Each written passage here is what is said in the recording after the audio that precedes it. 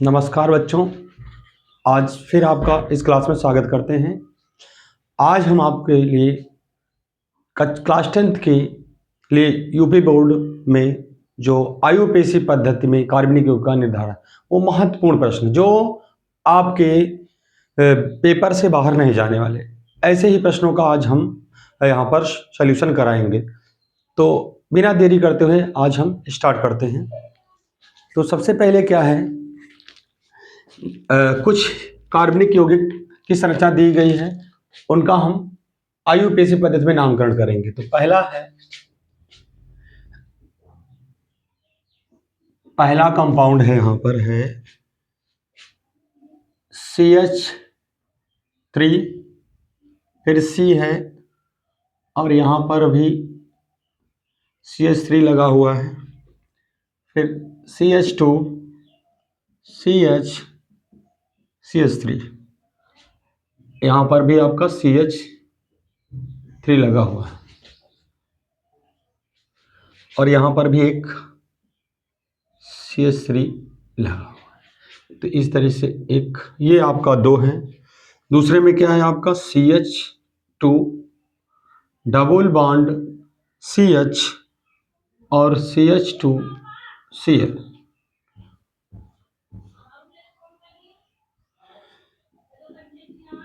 तीसरा प्रश्न है आपका CH3 CH और आपका ये OH। फोर्थ प्रश्न है आपका CH2CH फिर से CH2 और तीनों में लगा है एथिल।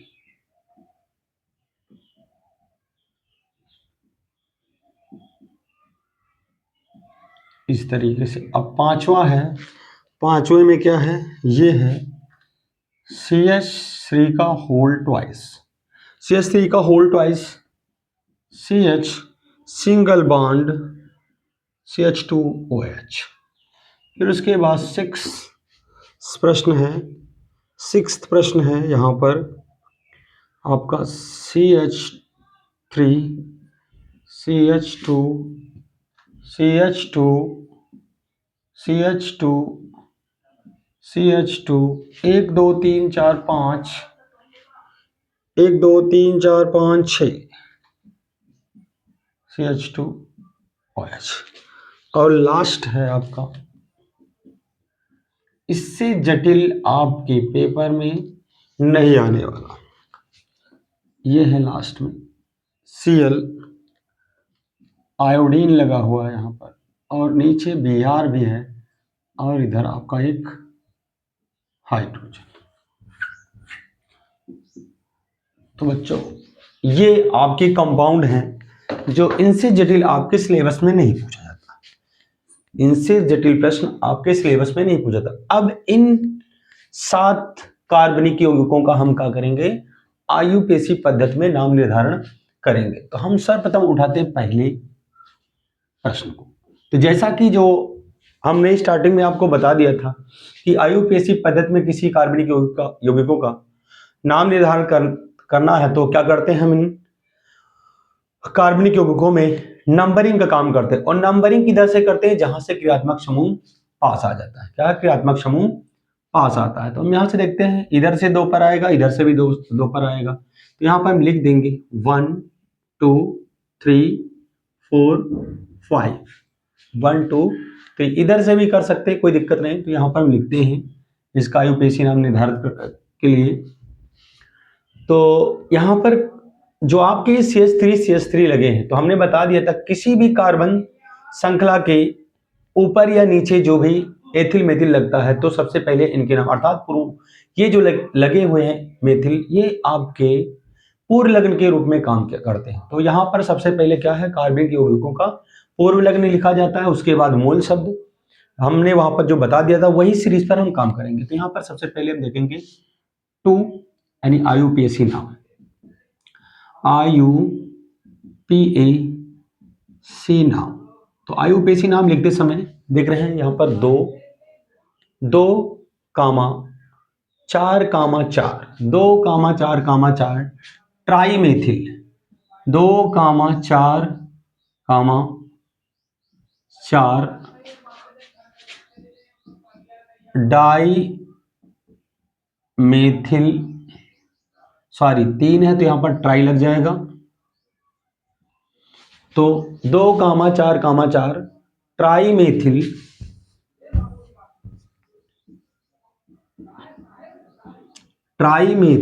उसके बाद यहां पर कोई भी अन्य क्रियात्मक समूह नहीं लगा है, तो फिर देखते हैं यहां पर। उसके बाद हाँ, पूर्व लग्न के बाद क्या आता है? मूल शब्द। तो मूल शब्द में नंबर ऑफ कार्बन काउंट करो, 1 2 3 4 5, 5 पर आ जाएगा पेंट, और उसके बाद प्लस का एन लग जाएगा। एन इसलिए लगा क्योंकि यहां पर हम देख रहे हैं कि बॉन्ड कितना है, कितने कितने बॉन्ड लगे कार्बन के साथ, तो कार्बन के साथ सिंगल सिंगल बॉन्ड, इसलिए यहां पर जो इसका प्राथमिक अनुलग्न हो जाएगा वो एन आ जाएगा। तो इसका फाइनली नाम क्या आ जाएगा? 2,4,4 ट्राई मेथिल पेंटेन, ये आपका आयुपेसी नाम आ जाएगा। अब हम उठाते हैं इस कंपाउंड को, दूसरे कंपाउंड को, तो यहां पर नंबरिंग करते हैं। 1 इधर से क्रियात्मक समूह नजदीक, 1 2 3, तो यहां पर देखते हैं सबसे पहले पूर्व लग्न का नाम लिखेंगे। पूर्व लग्न के रूप में यहां पर क्लोरो लगा हुआ, लिखेंगे 1 क्लोरो, 1 क्लोरो। उसके बाद मूल शब्द, यानी पूर्व लग्न के बाद मूल शब्द आता है। मूल शब्द में नंबर ऑफ कार्बन 1 2 3, 3 कार्बन है तो हम यहां लिखेंगे प्रोप, और यहां पर जो बॉन्डिंग दिख रही है कार्बन के मध्य वो डबल है, तो यहां पर हाँ 2 पर लगा है इन, डबल बॉन्ड पर इन होता है, अर्थात एल्कीन होता है, एल्कीन का प्राथमिक अनुलग्न इन होता है, यहां पर 2 इन। तो इसको हम फाइनली लिख सकते हैं 1 क्लोरो प्रोपीन 2, ये भी लिख सकते हैं। तो इस तरीके से इसका हो गया नाम। अब ये वेरी इंपॉर्टेंट, जो ये वैसे तो सारे इंपॉर्टेंट, लेकिन ये बहुत बार आपको दिक्कत देता है, क्योंकि यहाँ पर जो OH समूह लगा है, यहाँ पर जो बच्चे क्या करते हैं, OH यानी एल्कोहल समझ के इसका द्वितीयक अनुलग्न लिखाते हैं, जबकि यहाँ पर हमने स्टार्टिंग में बताया था, जब स्टार्टिंग किया था आयुपेशी पद्धति में कार्बनिक यौगिकों का नाम निर्धारण, तो हमने वहां पर बता दिया यदि 2 या 2 से अधिक क्रियात्मक समूह लगे, यदि 2 या 2 से अधिक क्रियात्मक समूह लगे हुए हैं, तो वहां पर इस OH का द्वितीयक अनुलग्न न लिखकर उसका पूर्व लग्न लिखते हैं, और इस OH का पूर्व लग्न क्या होता है? हाइड्रोक्सी होता है। तो सबसे पहले यहां पर इसका आयुपेशी नाम लिखते समय क्या लिखेंगे? हाँ, नंबरिंग करेंगे। सबसे पहले तो नंबरिंग जहां से क्रियात्मक समूह नजदीक 1 2 3, तो यहां पर देखिए 2 हाइड्रोक्सी, 2 हाइड्रोक्सी, 2 हाइड्रोक्सी, और उसके बाद मूल शब्द में 1 2 3, 3 पर क्या आ जाएगा? प्रोप आ जाएगा। बॉन्ड कितने हैं प्रत्येक कार्बन के मध्य? तो एक एक कार्बन बंद है, तो इसलिए यहां पर एन आ जाएगा, और फिर से प्लस का, यहां पर क्रियात्मक समूह कार्बोक्सिलिक एसिड है, तो कार्बोक्सिलिक एसिड का द्वितीयक अनुलग्न होता है ओइक एसिड। यहां पर ना एक पर ओइक एसिड तो लिख दे या ना लिखे तब भी चलेगा। 1 oic, 1 oic acid, 1 oic acid, 1 oic acid. तो फाइनली क्या आ जाएगा? 2 hydroxy, 2 hydroxy propane, propane 1 oic acid, 1 oic acid. इस तरीके से इसका भी नामकरण हमने कर दिया। अब हम उठाते हैं इस यौगिक का, ये भी डेंजरस प्रश्न देख ले, क्योंकि ये देखकर ही लग रहा है डर, क्योंकि इसमें जो कार्बन नंबर कैसे लगे हुए हैं। तो अब यहाँ पर इसको हम करते हैं, जब भी इस तरीके का देखेंगे लास्ट कार्बन के साथ अगर कोई जो हाइड्रोकार्बन लगा हुआ है, जुड़ा है, तो उसको हम पहले तो सीधा करेंगे। तो इसको हम पहले सीधा करके लिखेंगे, नहीं सीधी चैन बनाएंगे, कार्बन श्रृंखला की सीधी चैन बनाते हैं। तो सीधी चैन बनाएंगे तो यहाँ पर क्या आ जाएगा इसका? C2H5 CH2, फिर CH, फिर से CH2, और फिर C2H5, और यहाँ पर बीच में यहाँ पर CH के स्थान पर क्या लगा है, C2H5। तो इस तरीके से हमने इसको सही रूप में अब लिख दिया। अब सही रूप में लिखने के बाद और इसे भी हम तोड़ सकते हैं। और इसे कैसे कर सकते हैं कि हमने बताया था जब C2H5 एथिल अल्कोहल को OH ऐसे लिखा जाता है, तो हम यहाँ पर कहा था कि इसको हम ऐसा भी लिख सकते हैं, CH3CH2 भी लिख सकते हैं, इस तरीके से भी लिख सकते हैं। तो इस तरीके से हम इसको ऐसे भी लिखेंगे और थोड़ा सा इसको हम विस्तार कर देंगे। तो ये आ जाएगा CH3CH2, ये वाला हो गया। उसके बाद ये CH2, फिर CH, उसके बाद इसके साथ एक एथिल ग्रुप लगा हुआ है। उसके बाद यहाँ पर CH2C2, सॉरी इसको भी हम ब्रेक थोड़ा सा कर दें, छोटा कर दें, CH2CH3। ये फाइनली इसका स्ट्रक्चर हो गया। अब यहाँ से हमें इस यौगिक का आयुपेशी निर्धारण करने में आसानी होगी। तो ये हम आयुपेशी नाम लिखते समय पहली बात तो जब लिखते हैं तो नंबरिंग कहाँ से करेंगे, ये बहुत बड़ा पॉइंट होता है। तो यहाँ पर हम देखते हैं 1 2 3 4, इधर से गिनते हैं 1 2 3 4। तो चाहिए हम लेफ्ट से गिने या राइट से, दोनों ही ओर से गिनने पर एथिल समूह की स्थिति फोर्थ आती है। तो इस तरीके से हम इसको हम लेफ्ट से और राइट से गिन रहे हैं, सॉरी। तो यहां पर देखा कि 7 कार्बन आ गए। तो हमने कहा है कि सबसे पहले नाम निर्धारण से करते समय सबसे पहले क्या लिखते हैं, सबसे पहले पूर्व लग्न। तो पूर्व लग्न के रूप में हमने कहा था कि जब सीधी कार्बन श्रृंखला के ऊपर या नीचे एथिल मेथिल ग्रुप लग जाता है तो वो किसका काम करते हैं, पूर्व लग्न। तो इसका सबसे पहले नाम तो यहाँ पर पूर्व लग्न के रूप में एथिल लगा, कितना 4 एथिल। उसके बाद देखते हैं कार्बन नंबर, क्योंकि पूर्व लग्न के बाद मोल शब्द में नंबर ऑफ कार्बन 1 2 3 4 5 6 7 पर हमने बता दिया था हेप्टेन होता है। इससे ज्यादा बड़े नंबर वाले कार्बन यौगिक नहीं आते हैं, क्योंकि ये मैक्सिमम है मान लें। तो यहां पर क्या आ जाएगा, हेप्टेन आ जाएगा, हेप्टेन। क्योंकि हेप्टेन डायरेक्ट क्यों लिख दिया, क्योंकि यहाँ पर डबल बॉन्ड ट्रिपल बॉन्ड का यूज नहीं बल्कि सॉरी सिंगल बॉन्डिंग का यूज किया गया। इस तरीके से इसका आयुपेशी नाम ये हो जाएगा। पहले हम इसको इरेज कर दें बाकियों को, ताकि बताने में थोड़ा सा आसानी रहे।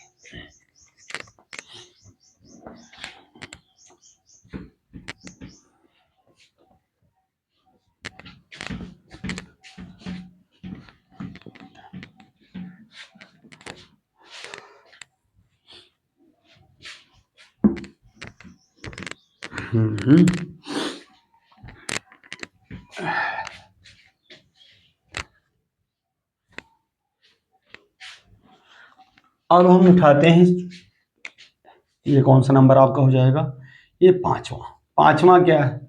तो पांचवा जैसे लिखा है CH3 का होल्ट वाइज CH, इसमें जितने हमने एग्जाम्पल 7 कम से कम लिया है और सातों के साथ अपने आप में बहुत अच्छे प्रश्न हैं।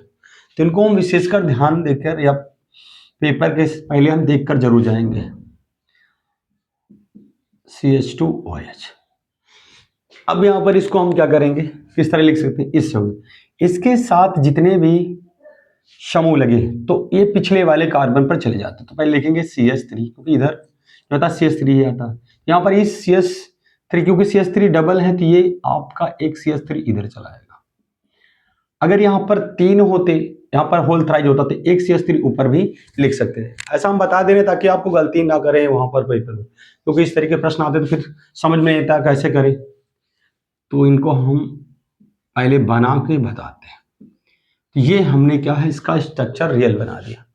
अब वही काम क्या करेंगे, सबसे पहले नंबर ऑफ कार्बन की काउंटिंग, और कहां से, जहां से क्रियात्मक समूह नजदीक। हमें पता है कि OH एक क्रियात्मक समूह है और यहीं से हम इसकी नंबरिंग करेंगे। तो सबसे पहले क्या लिखा जाएगा, सबसे पहले पूर्व लग्न। पूर्व लग्न के रूप में क्या है आपका, पूर्व लग्न के रूप में हम देख रहे हैं यहाँ पर मेथिल लगा, तो यहाँ पर लिखे 2 मेथिल।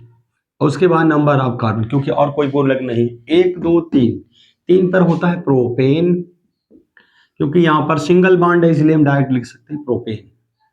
और उसके बाद OH समूह लगा है जिसका द्वितीयक अनुलग्न ऑल होता है, तो लिखेंगे वन ऑल, वन ऑल। ये हो गया इस यौगिक का IUPAC नाम। अब हम लिखते हैं इस यौगिक का IUPAC नाम। तो इसका तो सामान्य सा है, कोई दिक्कत नहीं, इसको यहीं पर लिखते हैं। तो पहले बात यहाँ पर देखते हैं सिंगल बॉन्ड का इस्तेमाल किया गया है और एक क्रियात्मक समूह OH, तो यहीं से हम नंबरिंग करेंगे 1 2, क्योंकि जहां से क्रियात्मक समूह, जिधर से क्रियात्मक समूह पास होता है वहीं से नंबरिंग करते, तो यहां से क्रियात्मक समूह नजदीक होगा। 1 2 3 4 5 6, इस तरीके से 6 नंबर कार्बन है, 6 कार्बन का यूज किया गया है। तो यहां पर सबसे पहले लिखेंगे, क्योंकि यहां पर कोई पूर्व लग्न नहीं है, तो पूर्व लग्न के बाद क्या लिखा जाता है, मूल शब्द। मूल शब्द में 6 कार्बन है, 6 कार्बन में हेक्स। और यहां पर देख रहे हैं कि जो कार्बन के मध्य बॉन्डिंग है या बंध लगे हुए वो सिंगल सिंगल, तो यहां पर लग जाएगा N और प्लस का क्रियात्मक समूह कितना है, तो क्रियात्मक समूह OH है, यानी कह सकते हैं अल्कोहलिक ग्रुप लगा है, हाइड्रोक्सिल समूह लगा है, तो इसका जो द्वितीयक अनुलग्न होता है वो ऑल होता है। तो ऑल कितना है, वन ऑल, वन ऑल। तो इसको हम लिखेंगे हेक्सेन, हेक्सेन वन ऑल, या हेक्सेन ऑल वन भी लिख सकते हैं, कोई दिक्कत नहीं, कोई इशू नहीं, या ऐसे भी लिख देंगे तब भी चल जाएगा ये। तो अब ये लास्ट जो बचा है, लास्ट उसको हम करके बताते हैं आप लोग। इससे खतरनाक प्रश्न आपके बोर्ड में नहीं पूछे जाने, इसलिए हमने इतना भी प्रयास किया कि आपके क्वेश्चन इससे गलत ना हो, उसीलिए हमने यहाँ पर जो है आपके लिए सबसे जटिल प्रश्न लेकर आए। अब यहाँ पर उठाते हैं, जो आपका यौगिक है यहाँ पर देख रहे हैं, कार्बन है, कार्बन के ऊपर एक क्लोरीन समूह लगा हुआ है और एक ब्रोमीन आयन लगा हुआ है और आयोडीन भी है, और इसके साथ एक हाइड्रोजन भी अटैच है। तो इस यौगिक का IUPAC नाम। तो सबसे पहले हम देखते हैं नंबर ऑफ कार्बन काउंटिंग, और कार्बन यहाँ पर कितना, एक कार्बन, तो बस यहीं पर देखेंगे। अब देख रहे हैं कि यहाँ पर 3 पूर्व लग्न लग चुके हैं, अर्थात क्लोरो ब्रोमो आयोडो तीनों लग चुके हैं। तब तीनों का नाम कैसे करेंगे, तो हमने बता दिया था पिछली क्लास में कि जब 2 या 2 से अधिक क्रियात्मक समूह या फिर पूर्व लग्न लगे हो तो हम उनका नाम किस ऑर्डर में लिखते हैं या किस क्रम में लिखते हैं, तो वहां पर क्रियात्मक समूहों या फिर पूर्व लग्न का नाम अंग्रेजी वर्णमाला के क्रम में लिखते हैं। तो अंग्रेजी वर्णमाला क्रम में इसका नाम B से है, इसका नाम C से, इसका नाम I से। तो लिखेंगे सबसे पहले 1 ब्रोमो, 1 ब्रोमो, 1 क्लोरो, 1 क्लोरो और 1 आयोडो, आयोडो, 1 आयोडो, और एक कार्बन है और बॉन्डिंग कितनी, सिंगल सिंगल, तो यहां पर सीधा लिख देंगे मेथेन। तो इस तरीके से इस यौगिक का IUPAC नाम आ जाएगा 1 ब्रोमो, 1 क्लोरो, 1 आयोडो, मेथेन। तो फाइनली हमने संरचना से नाम लिखना बता दिया। अब कुछ जटिल प्रश्न हैं जिसमें नाम दिया होगा और इसके संरचना सूत्र बनाने होंगे, तो उनको हम कैसे बनाएंगे, तो पहले इसको इरेज कर दें।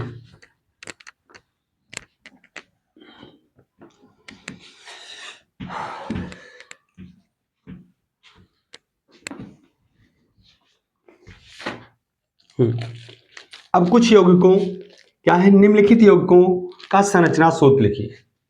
अगला क्या है, निम्नलिखित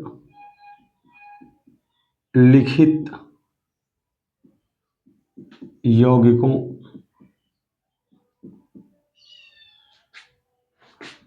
का संरचना सूत्र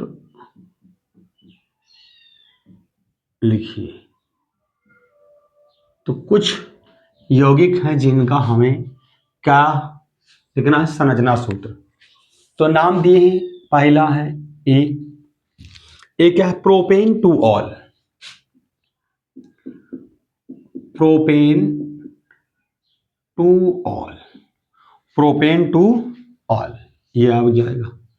दूसरा है आपका 2 hydroxy propanoic acid, 2 hydroxy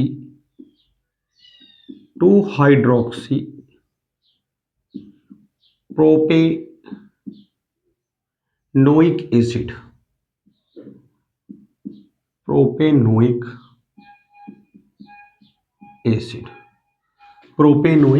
acid. उसके बाद है आपका पेंटेनॉन 3, पेंटेनॉन 3। फिर से डी है आपका ब्यूटेनॉन 2, ब्यूटेनॉन 2। और लास्ट है आपका, लास्ट खंड है वो है नियोपेंटेन। क्या है? नियोपेंटेन,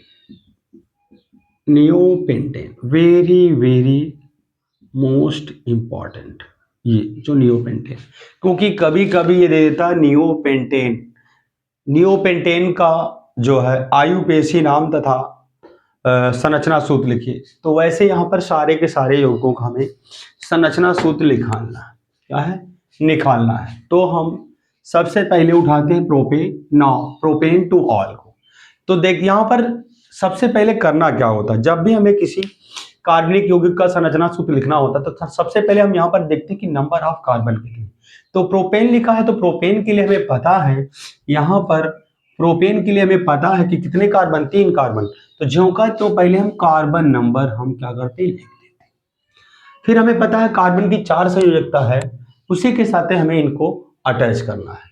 तो वहां पर लिखते हैं पहले हाइड्रोजन और ऑक्सीजन, आल, यानी जो क्रियात्मक समूह या एल्कोहलिक ग्रुप कितने पोजीशन पर लगा है, तो ये लगा है आपका पोजीशन नंबर 2 पर, क्योंकि आप ये जो 2 आल्सो करा यही बता रहा है कि OH समूह नंबर ऑफ कार्बन 2 पर, यानी दूसरे नंबर कार्बन पर ये OH समूह लगा है, तो यहां पर लिख दिया हमने।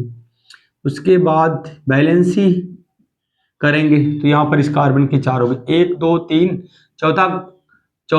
यानी संयोजकता 4 बनाने के लिए, 4 बॉन्ड बनाने के लिए हमने यहाँ पर हाइड्रोजन जोड़ दिया। उसके बाद H H H, तो इस तरीके से इसकी संरचना बनकर तैयार हो गई। ये है आपका 2 प्रोपेनॉल या प्रोपेन टू ऑल, या फिर इसको हम ऐसे भी लिख सकते हैं CH3। क्या है? CH3, यानी सी के साथ कितने हाइड्रोजन है यहाँ पर, 3 हाइड्रोजन, तो CH3। फिर यहां पर लिख सकते हैं CHOH, चाहे तो हम यहां पर भी OH को लिख सकते हैं, कोई दिक्कत नहीं, कोई इशू नहीं। और यहां पर CH3, ये भी आपका यही है प्रोपेन टू ऑल। तो इस तरीके से फर्स्ट पॉइंट हमने आपको बता दिया। अब क्या है, अब उठाते हैं हम आपका दूसरा क्या है, बी में क्या देखते हैं, यहां पर लिखा है क्या, 2 हाइड्रोक्स प्रोपेनोइक एसिड। फिर से देख रहे हैं कि यहां पर प्रोपेनोइक एसिड, जो प्रोपेन, ये क्या शो करता है, नंबर ऑफ कार्बन।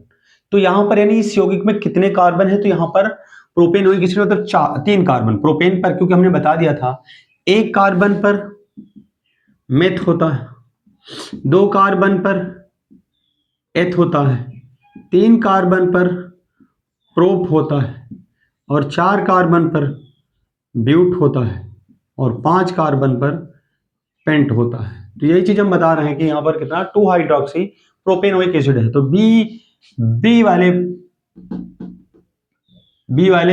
प्रश्न में, या बी जो है आपका, इसमें जो आपका कार्बन नंबर है वो कितना आ जाएगा, ये 3 कार्बन, ये तो इस तरीके 3 कार्बन है। 3 कार्बन के बाद यहाँ पर देखते हैं क्रियात्मक समूह कहाँ पर लगा है, तो OH2 पर लगा है, नंबर ऑफ कार्बन कम, तो दूसरे कार्बन पर आपका OH लगा है, ये हमने लिख दिया। और प्रोपेनोइक एसिड, जो प्रोपेनोइक एसिड लगा है, अर्थात जो एसिड या कार्बोक्सिलिक ग्रुप लगा है, यहाँ पर एसिड का मतलब कार्बोक्सिलिक ग्रुप होगा, और तो यहाँ पर नंबर नहीं शो है, तो यानी का मतलब होगा कि अगर नंबर नहीं शो है किसी भी क्रियात्मक समूह का यदि नंबर नहीं शो है, तो वहां पर यानी कि मतलब वो नंबर 1 कार्बन पर होगा, नंबर 1 पर, यानी इसकी जो पोजीशन होगी वो 1 हो गई। तो इस तरीके से ये होगा आपका क्रियात्मक समूह COOH। अब हम बैलेंस करने के लिए क्या करते हैं, 1 2 यहाँ पर कर देते हैं हाइड्रोजन बैलेंस संयोजकता करने के लिए, बैलेंस करने के लिए ये आ गया। तो इसको हम लिख सकते हैं अब कैसे, CH3CHOH, चाहे ऊपर लिखे या नीचे लिखे कोई दिक्कत नहीं, कोई इश्यू नहीं। चलो ऊपर थोड़ा सा दिक्कत है लिखने में, तो हम यहाँ नीचे लिख देते हैं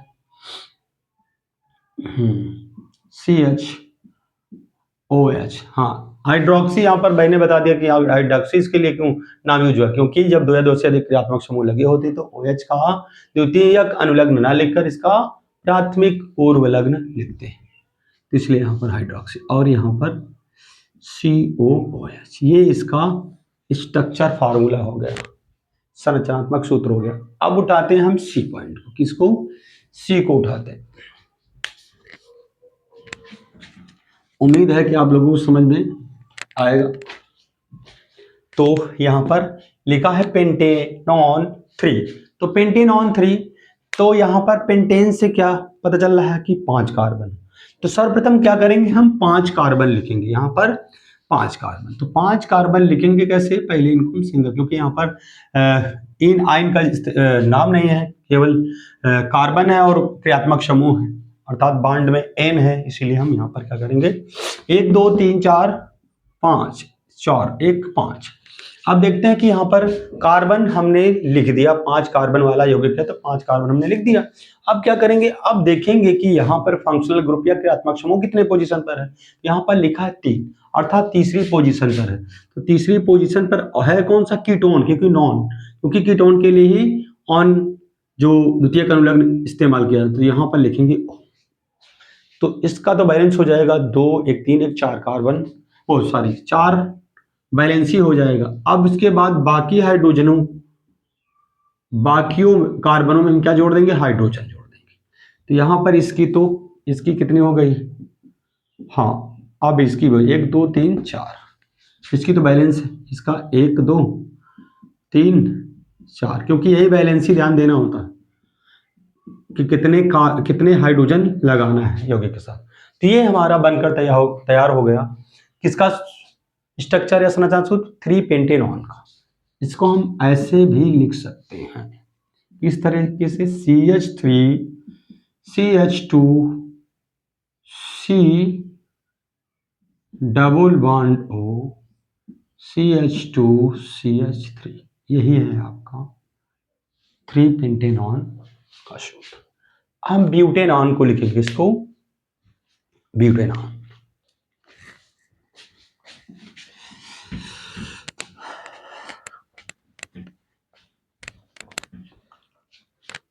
तो अब ब्यूटेनॉन 2 को, यानी D पॉइंट, ये है ब्यूटेनॉन 2। तो ब्यूटेन, तो सबसे पहले हमने कहा कि जब भी किसी कार्बनिक यौगिक का संरचना सूत्र लिखना होगा, तो सबसे पहले हमें क्या लिखना होगा, कार्बन कितने हैं, क्या देखना होगा, कार्बन। तो यहाँ पर ब्यूटेनॉन है, तो हमें पता ब्यूट कितने पर आता है, 4 कार्बन पर आता है।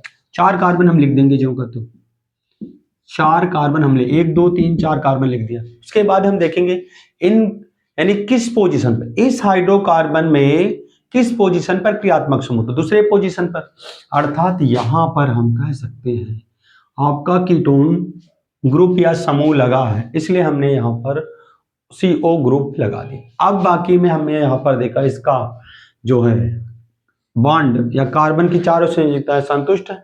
अब बाकी देखते हैं यहां पर, तो बाकी में 4 संयोजकता बनाने के लिए हम किसको जोड़ देते हैं, हाइड्रोजन को। किसको, हाइड्रोजन को जोड़ देंगे।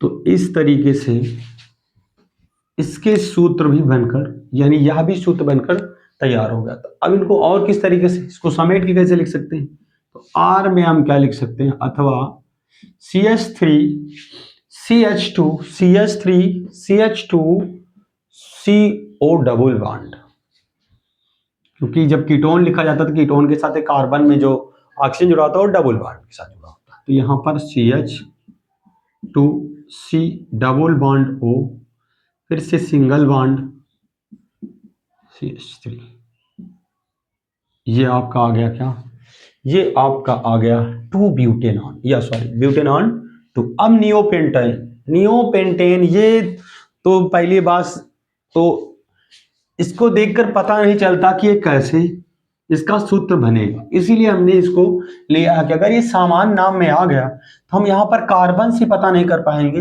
हाँ, पेंटेन तो है लेकिन नियोपेंटेन है, तो ये नियोपेंटेन क्या होगा? तो नियोपेंटेन के बारे में हम तुमको पहले बताते हैं, इसको अच्छे से आप लोग याद रखिएगा। वैसे हम शायद इसका जो आयुपेशी नाम निर्धारण, क्योंकि वह संरचना सूत्र बना था, आयुपेशी नाम हमने बताया था, तो वहां पर हमने बताया था कि ये नियोपेंटेन जो होगा कार्बन होगा और कार्बन के साथ कितने 4 मेथिल ग्रुप लगे होंगे, ये है। तो एक सेंट्रल कार्बन होगा और सेंटर कार्बन के साथ 4 मेथिल समूह जुड़े, तो ये है आपका क्या, ये है आपका नियोपेंटेन का संरचना सूत्र है। तो इसको हम वेरी वेरी इंपॉर्टेंट है, क्योंकि यदि ऐसे नियोपेंटेन लिखकर आ जाएगा तो हम नहीं पहचान पाएंगे कि इसका सूत्र कैसे बनेगा। तो ये है, और इसका आयुपेशी नाम हमने बताया था कि अगर हम इधर से नंबरिंग करें तभी 1 2 3 कार्बन होंगे, क्योंकि नंबरिंग कई सारे एथिल मेथिल ग्रुप जुड़े होते, तो हम जो नंबर ऑफ कार्बन जब काउंट करते हैं तो सबसे बड़ी श्रृंखला लेते हैं। लेकिन यहाँ पर इधर से नंबरिंग करें तब भी 3, इधर से नंबरिंग करें तब भी 3, तो यहाँ पर हम चाहे जिधर से करें, चाहे 1 2 3 इधर से कर लें या 1 2 3 इधर से करें, तो कोई दिक्कत नहीं। तो यहाँ पर आपका ये हो गया आपका संरचना सूत्र नियोपेंटेन का। वो आयुपेशी नाम हम फिर से बता दे रहे हैं, क्योंकि हमने वहां पर शायद बता दिया था। तो इसका जो आ जाएगा आयुपेशी नाम, देख रहे हैं 2 पर है आपका डबल बार मेथिल, तो 2 पर है डबल बार मेथिल, तो लिखेंगे 2 क्योंकि पूर्व लग्न सबसे पहले, तो 2 2 और 2 बार है तो डाई मेथिल, क्या है डाई मेथिल। और डाई मेथिल के बाद सीधी कार्बन श्रृंखला में कितने कार्बन है, 1 2 3 है तो प्रोपेन, क्या जाएगा प्रोपेन। तो इस तरीके से इसके आयुपेशी हमने बता दी। ये जितने महत्वपूर्ण प्रश्न थे जो आपकी परीक्षा के लिए बहुत महत्वपूर्ण थे, हमने बता दिया, इससे जटिल आपकी परीक्षा में नहीं आने वाला। और हम हाँ, यदि संभावना है कि इससे इतर कोई क्रियात्मक समूह से प्रश्न बन सकते हैं तो वो है आपका एमीन या एमाइड। एमीन या एमाइड के हम कम से कम 2 आपके एग्जाम्पल बता दें क्रियात्मक समूह के साथ लिखकर, ताकि आपको वहां से अगर मान लो हटके आ जाए प्रश्न तो आप ताकि उनको कर सकें। तो पहला लेते हैं हम एमीन समूह, जैसे R-NH2। हालांकि ये आपका NH2 समूह है, ये प्राथमिक एमीन के अंतर्गत आता है। किसके अंतर्गत? प्राथमिक एमीन। अब एमीन के बारे में हम कहां पढ़ेंगे, तो ये इंटरमीडिएट में जब आप जाएंगे तो वहां पर एक चैप्टर है एमीन तथा एमीन के यौगिक। तो एमीन का जो द्वितीयक अनुलग्न होता है, ये क्रियात्मक समूह क्या है, ये आपका क्रियात्मक समूह है NH2, जिसे हम प्राथमिक एमीन पहली बात तो इनको कहा जाता है। और उसके बाद इनका द्वितीयक अनुलग्न, द्वितीयक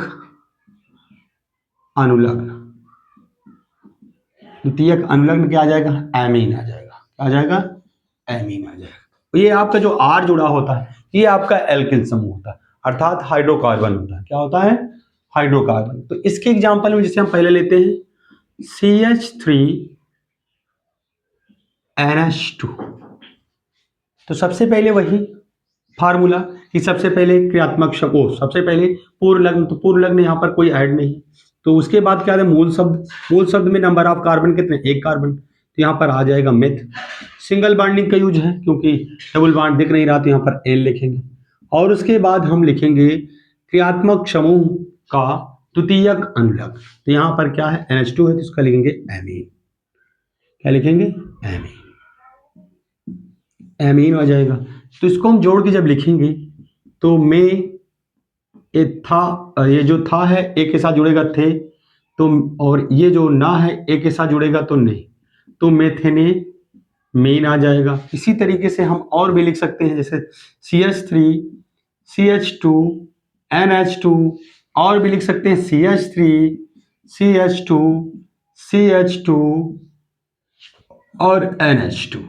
तो यहां पर केवल कुछ नहीं, नंबर ऑफ कार्बन देखना है, लास्ट में एमीन जोड़ देना है। तो यहाँ पर 1 2 कार्बन है, 2 कार्बन एथेन होता है, ये क्या जाएगा, और लगा कौन सा क्रियात्मक समूह, एमीन, तो यहाँ पर एथेने मीन हो जाएगा। क्या जाएगा? एथेने मीन आ जाएगा। इसी तरह इसको भी हम लिख सकते हैं, इसको इसमें देखते हैं 1 2 3 3 कार्बन है तो प्रोपेन होता है, प्रोपेन, तो प्रोपेने प्रोपेने प्रोपेने मीन आ जाएगा आपका, आयुपेशी नाम क्या आ जाएगा, प्रोपेने मीन आ जाएगा।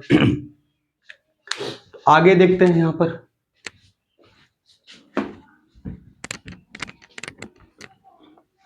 अब मान लेते हैं एमाइड आ जाएगा यहीं पर, एमाइड। तो एमाइड का सूत्र क्या होता है, तो एमाइड, एमाइड में RCO NH2, सॉरी ये आपका यहां पर जो ये क्रियात्मक समूह इसे कहते हैं amide, amide, amide, sorry amide. अब यहां पर एमाइड लगा है। अब इस यानी इस क्रियात्मक समूह से रिलेटेड अगर कोई भी हाइड्रोकार्बन आता है तो उसका नामकरण कैसे लिखेंगे, जबकि इसका द्वितीयक अनुलग्न क्या होता है, एमाइड होता है, एमाइड ही होता है, क्या होता है, एमाइड। तो लिखेंगे यहां पर CH3CONH2, इस तरह का कोई कंपाउंड आ गया। तो अब हम क्या करेंगे, हमें पता है ये आपका एमाइड ग्रुप है, क्या है आपका एमाइड ग्रुप है, तो सीधा लिखेंगे number of carbon, number of carbon 2 है, 2 है, यहाँ पर आ जाएगा एथेन आ जाएगा, क्या आ जाएगा एथेन, और प्लस CONH2 है तो यहाँ पर एमाइड लिख देंगे, क्या लिख देंगे, एमाइड लिख देंगे, एमाइड लिख देंगे। ठीक, क्या हो जाएगा, एथेनेमाइड हो जाएगा, क्या हो जाएगा, एथेनेमाइड हो जाएगा। उसके बाद और हम चाहें तो बड़ी श्रृंखला ले सकते, कोई दिक्कत नहीं, बस केवल देखना कि कौन सा क्रियात्मक समूह लगा, बस, और कोई दिक्कत नहीं। CH3 CH2 CONH2 CONH2। अब इसका आयुपेशी नाम निर्धारण करने के लिए क्या करेंगे, नंबर ऑफ कार्बन काउंट करेंगे, 1 2 3, 3 पर क्या होता है प्रोपेन, क्योंकि सिंगल सिंगल बॉन्ड है तो प्रोपेन, और प्लस लगा है CONH2 एमाइड, तो ये आ जाएगा प्रोपेने, प्रोपेने माइड, प्रोपेने माइड। तो इस तरीके से हमने जो बचे हुए क्रियात्मक समूह थे उनसे भी हमने एग्जाम्पल आपको बता दिया, ताकि आपको कोई ऐसा ना लगे कि कोई नया प्रश्न बनकर आ गया। अब उसके बाद हम ये जो था इसका लास्ट टॉपिक था कार्बनिक यौगिकों का आयुपेशी नाम निर्धारण में, तो आगे हम आपको बताते हैं साबुनीकरण।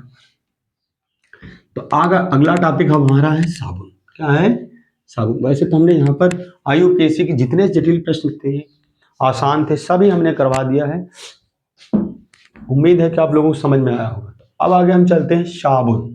तो पहली बात तो जानते हैं साबुन क्या है, पहले परिभाषा भाषा समझते हैं इसकी। तो साबुन,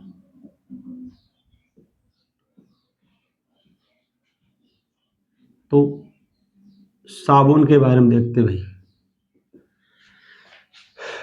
तो इसकी परिभाषा सबसे पहले लिखते हैं। तो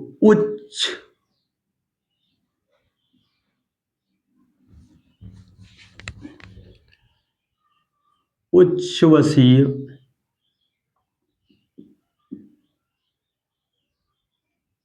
उच्छ्वसीय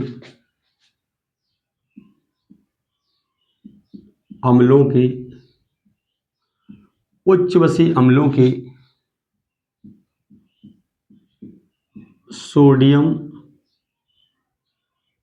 उच्छ्वसीय अम्लों के सोडियम अथवा अथवा पोटेशियम लवण,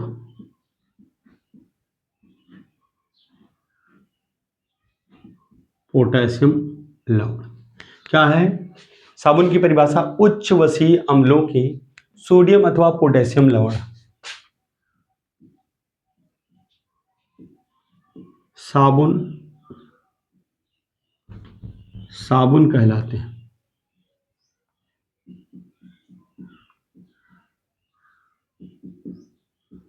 तो इस तरीके से क्या हुआ, ये साबुन की डिफिनेशन होगी। साबुन की डिफिनेशन क्या होगी, तो उच्च बसीय अम्लों के सोडियम अथवा पोटेशियम लवण साबुन कहलाते हैं। क्या है, उच्च बसीय अम्लों के सोडियम अथवा पोटेशियम लवण साबुन कहलाते हैं। अब इनके बनाने की विधि, तो बनाने की विधि को हम क्या कहते हैं, तो बनाने की विधि को निर्माण विधि या विरचन विधि कहते हैं।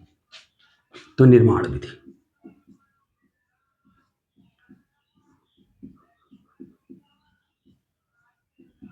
निर्माण विधि। तो इनके निर्माण की विधि भी इंपॉर्टेंट है। कई बार, कम से कम 10 बार ये प्रश्न आ चुका है कि निर्माण विधि, जो साबुन की निर्माण विधि है उसको कहा जाता है साबुनीकरण। तो वहां पर सीधा सीधा जाता है कि साबुनीकरण पर संक्षिप्त टिप्पणी लिखी। तो क्या लिखना होगा, हम बता रहे हैं आपको क्या लिखना। तो उच्च वसीय अम्लों की अपक्रिया, उच्च वसीय अम्लों की अपक्रिया, उच्च वसीय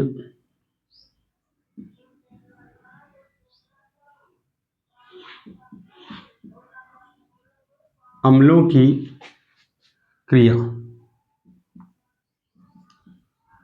उच्च वसीय अम्लों की क्रिया सोडियम हाइड्रोक्साइड अथवा पोटेशियम हाइड्रोक्साइड। क्या है, उच्च वसीय अम्लों की क्रिया सोडियम हाइड्रोक्साइड अथवा पोटेशियम हाइड्रोक्साइड की। उच्च वसीय, यहां पर लिख तेल या वसा की अपक्रिया भी लिख सकते हैं। तेल या वसा की क्रिया सोडियम हाइड्रोक्साइड, जिसे हम कास्टिक सोडा तथा कास्टिक पोटास भी कहते हैं। तो उच्च वसीय अम्लों की क्रिया सोडियम हाइड्रोक्साइड अथवा पोटेशियम हाइड्रोक्साइड के साथ कराते हैं कि साथ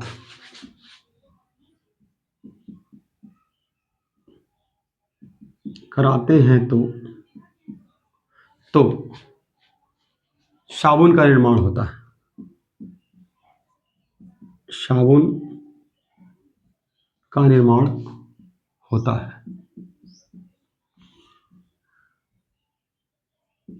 साबुन का निर्माण होता है। तो क्या है डिफिनेशन, उच्च वसीय अम्लों की क्रिया सोडियम हाइड्रोक्साइड, जिसे कास्टिक सोडा भी कहते हैं, अथवा पोटेशियम हाइड्रोक्साइड, जिसे कास्टिक पोटास कहते हैं, के साथ कराते हैं तो साबुन का निर्माण को होता है। क्या होता है, साबुन का निर्माण होता है। और यह अभिक्रिया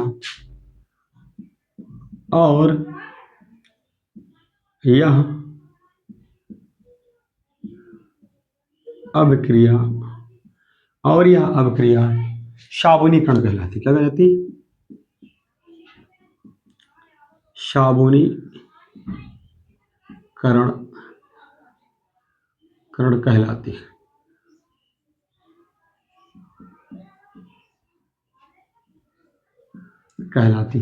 और यह अभिक्रिया साबुनीकरण कहलाती है। अब यहां पर हम इसका एग्जाम्पल देंगे, इंपॉर्टेंट है, बगैर एग्जाम्पल के नंबर नहीं मिलते भाई। तो उदाहरण, एग्जाम्पल के लिए, तो तेल या वसा का जो सूत्र होता है वो CH2OCO C17H35, फिर से CHOCO C17H35, उसके बाद CH2OCO C17H35 प्लस। अब प्लस में यहां पर बात यह है कि आप साबुन कैसा बनाना चाहते हैं, यानी नहाने वाला साबुन या धोने वाला। तो यहां पर अगर हमें धोने वाला बनाना है तो कास्टिक सोडा लेना पड़ेगा, यानी 3NaOH। क्या लेना पड़ेगा, 3NaOH। और यदि अगर आपको नहाने वाला बनाना है तो यहाँ पर यानी मृदु साबुन लेना है, बनाना है, तो मृदु साबुन बनाना है तो यहाँ पर 3KOH यानी कास्टिक पोटास लेना है। तो इस तरीके जो भी आप लेंगे, जैसा बोलेगा या दोनों आप दे देंगे, दोनों के लिए सेम है, केवल आपको यहीं पर बदलना होगा, बाकी सब पूरा रिएक्शन है। अब यहाँ पर क्या आ जाएगा कंपाउंड, यहाँ पर बनेगा आपका 3C17H35COONA और प्लस ग्लिसरॉल, इसका सूत्र है CH2OH, फिर से CHOH और ये आपका आ जाएगा CH2OH। तो इस तरीके से इसका सूत्र हम लिख दिए। इसका क्या नाम है? ग्लिसरॉल। ग्लिसरॉल। इसको साबुन या और क्या कहते हैं? साबुन। हाँ, अगर हाँ वैसे, और या फिर और क्या बन सकता है? और ये तो अगर हम इसका इस्तेमाल करेंगे कास्टिक पोटास का, तो यहां पर क्या हो सकता है? 3C17H35 COO जिसे हम कहते हैं पोटेशियम एस्टेरेट। इसे साबुन या सोडियम एस्टेरेट कहते हैं। क्या कहते हैं? सॉरी, इधर हम लिख देते हैं इसका नाम जो होगा रासायनिक नाम सोडियम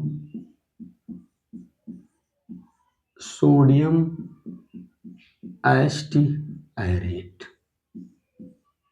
ये हम साबुन का है या सोडियम एस्टेरेट का है, तो इस तरीके से इसका निर्माण हो जाता है। और इसका हम क्या लिख सकते हैं? इसका नाम हम लिख सकते हैं पोटेशियम